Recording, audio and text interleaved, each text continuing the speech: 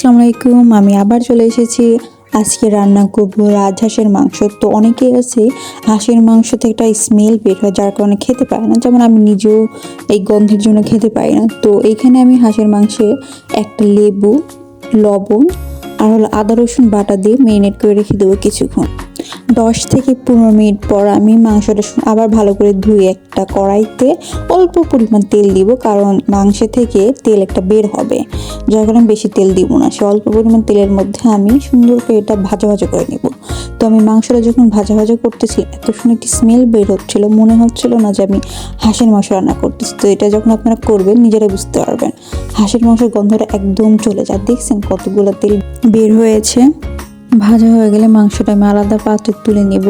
তো ওই কড়াইয়ের মধ্যে আমি আলাদা করে কোনো তেল দেবো না, অতটুকু তেলের মধ্যে আমি সামান্য একটু জিরা, কয়েকটা ছোট সাদা ফল, 2টা বড় এলাচ, একটা তেজপাতা, 2টা শুকনো মরিচ, দারুচিনি 2টা দিয়ে সুন্দর করে 4-5 সেকেন্ড আমি এটা ভেজে নেব। ভেজে নেওয়ার পরে তার মধ্যে আমি রসুন কুচি, পেঁয়াজ কুচি দিয়ে এটা বাদামি করা পর্যন্ত এটা ভাজবো।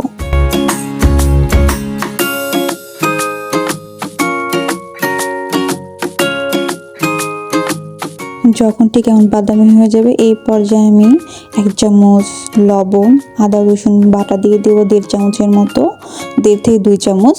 তার মধ্যে আমি একটু সামান্য একটু পরিমাণে পানি দিয়ে এটা নেড়ে নিব।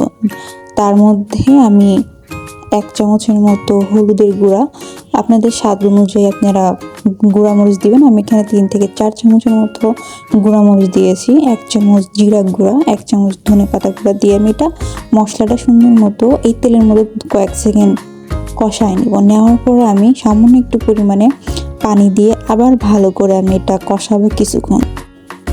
কষানোর শেষের দিকে যখন তেল উঠে উঠে আসবে, ঠিক এই মুহূর্তে আমি আমার মাংসগুলো দিয়ে দিব। কিন্তু মাংস যখন দিব, মাংসে এক্সট্রা করে কোনো পানি দিব না। তো এই মশলার মধ্যেই মাংসগুলো কিছুক্ষণ আমি সুন্দর করে কষায় নিব বা ভেজে নিব। আমি ঠিক এইভাবে এই মশলার মধ্যে মাংসগুলো 5 থেকে 8 মিনিট আমি ভেজে নিয়েছি। তারপর সামান্য পরিমাণে একটু পানি দিয়ে দিয়েছি। পানি দেওয়ার পর 2-3 বার নাড়া দিয়ে আমি ঢেকে দেওয়ার আগে কয়েকটা রসুনের কোয়া দিয়ে এটা আমি 10 মিনিটের মধ্যে ঢেকে দেবো। আর চুলার আঁচটা আমি মিডিয়াম রেখে 10 মিনিট পর আমি ঢাকনাটা তুলে নেড়ে চেড়ে দিয়ে 2টা রসুন দিয়ে দিব, দিয়ে আরও 5 মিনিটের জন্য আমি ঢাকনা দিয়ে রাখবো। 5 মিনিট পর দেখতেই পাচ্ছেন কি সুন্দর তেলগুলো সব উপরে উঠে আসছে। আরও 5 মিনিটের জন্য আমি মাংসটা ঢেকে রাখবো। তো আবার 5 মিনিট পরে এসে ঢাকনাটা তুলে কিছুক্ষণ নাড়াচাড়া করবো। দেখতেই পাচ্ছেন একদম শুকিয়ে গেছে। তো এই মুহূর্তে আমি একবারে ঝোল সহ পানি দিয়ে দিব। তো এই পানির মধ্যে আমার মাংসটা পুরোটা সেদ্ধ হয়ে যাবে। তো আমার মাংস সেদ্ধ হয়ে গিয়েছে।